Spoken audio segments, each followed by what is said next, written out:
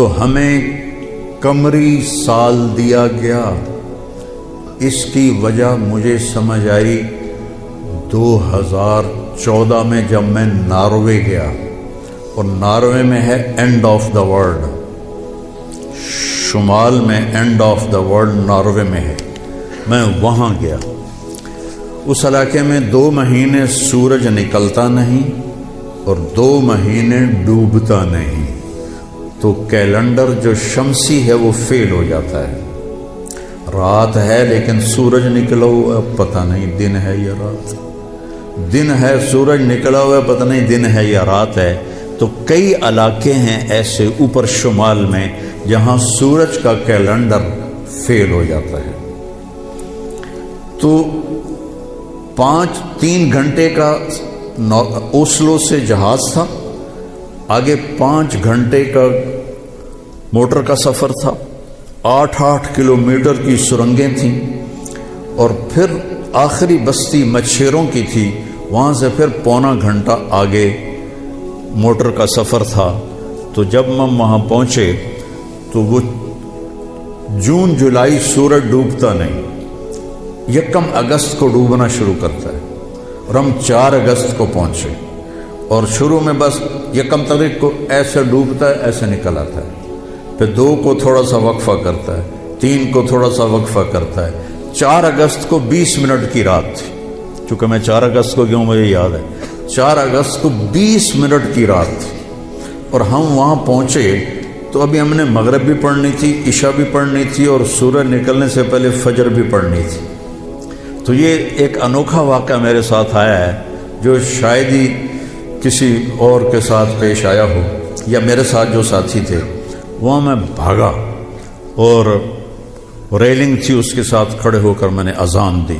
مجھے اللہ کی مخلوق کو 2 دفعہ دیکھ کے ہیبت طاری ہوئی۔ ایک ماؤنٹ ایورسٹ کو دیکھا کہ وہ پوری طرح ننگا تھا، چوٹی خالی تھی، دیکھ کر میں بالکل گم ہو گیا، جس کے کیل اتنے بڑے ہوں وہ اللہ کتنا بڑا ہوگا۔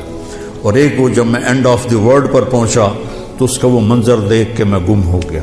میں نے اذان دی، ٹھنڈی ہوا چل رہی تھی، تو میں نے قبلہ دیکھنا چاہا تو چاند سامنے چمک رہا تھا، سورج فیل ہو گیا تھا، چاند چمک رہا تھا۔ تم آج سمجھ میں آیا کہ اللہ نے ہمیں چاند کا کیلنڈر کیوں دیا ہے، کہ میرا نبی سارے زمانے کا نبی ہے۔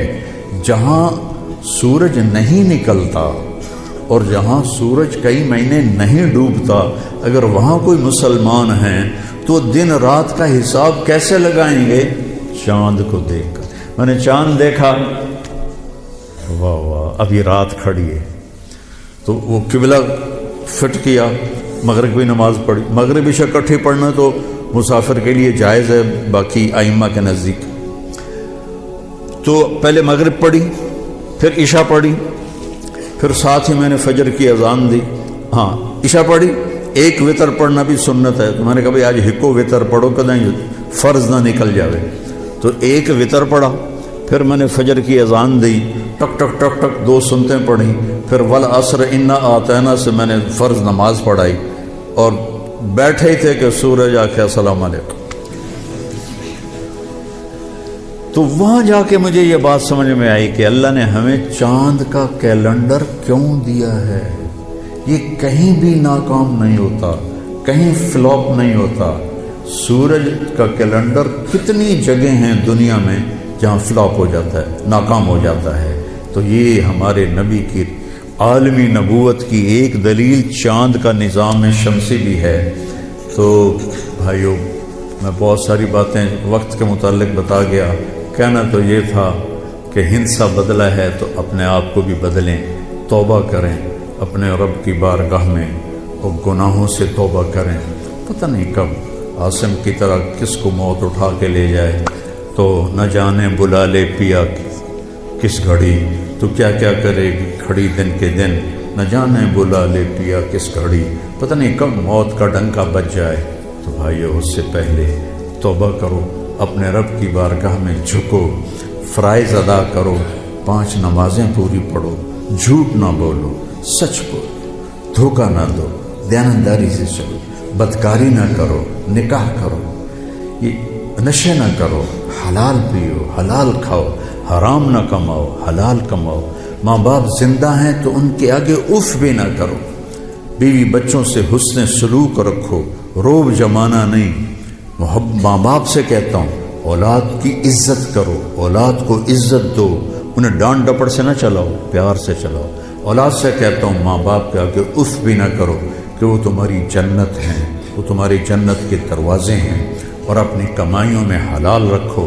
ایک دوسرے سے لڑے ہوئے ہو تو صلح کر لو، کہ اللہ پاک کو آپس کا لڑنا بالکل پسند نہیں ہے۔ اور اب یہ سیاست کا بازار گرم ہو رہا ہے، یہ نہیں منافقت ہے، منافقت کے سوا کچھ نہیں ہے، اس سے دور ہی رہو تو اچھا ہے۔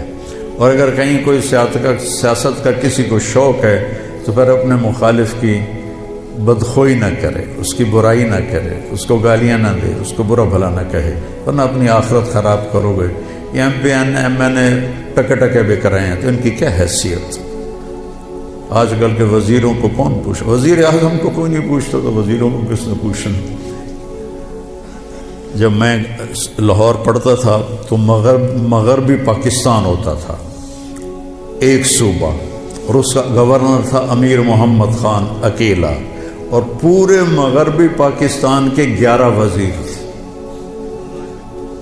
ان کا روب بھی تھا، ان کے پاس پاور بھی تھی، ان کا پروٹوکول بھی تھا، وہ دیانتدار بھی تھے۔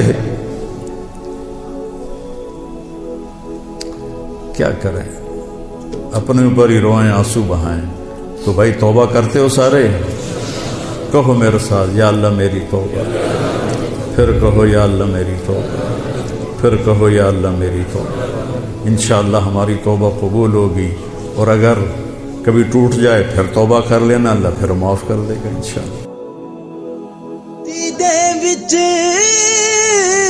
عمر گزر گئی، مستی دے وچ عمر گزر گئی،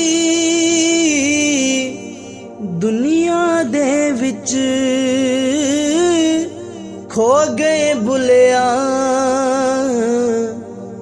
تھک ہار کے سو گئی بھلیا، تھک ہار کے